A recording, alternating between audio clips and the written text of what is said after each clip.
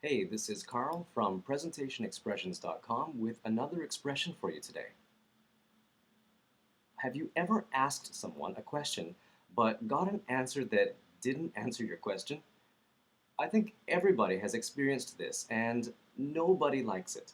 So today's expression will help you make sure you have answered a question properly, especially if English is your second language. So today's is how to answer questions.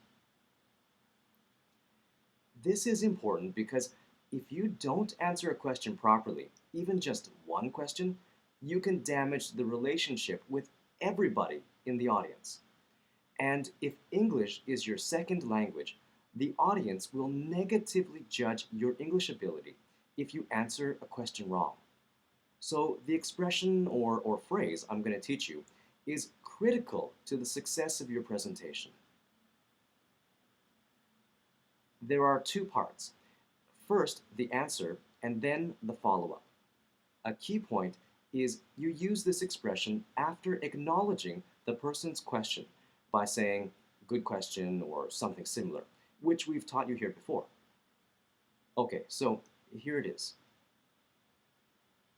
The best way for me to answer that would be, you answer the question, then you ask, does that answer your question? I'll say that one more time. The best way for me to answer that would be, you give your answer, then you ask, does that answer your question? If the person who asked the question says yes, congratulations, good job. But if he or she says no, then you have to answer and follow up again until you get a yes. All right, so today we talked about why it's important to properly answer questions during your presentation. And the reason was because if the audience is satisfied with your answer, it helps you maintain good rapport or a good relationship with them. The expression you learned had two parts, and they were, the best way for me to answer that would be, now you answer the question, after giving your answer you ask, does that answer your question? Again, the best way for me to answer that would be, answer the question, and then you ask, does that answer your question? Now, this is what I want you to do, and it's almost the same as last week. Choose a topic with 3 or more main points. Have 1 or more people ask 5 to 10 questions.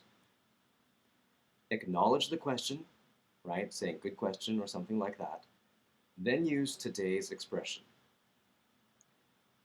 I want you then to practice until you have memorized the expression and you feel comfortable using it.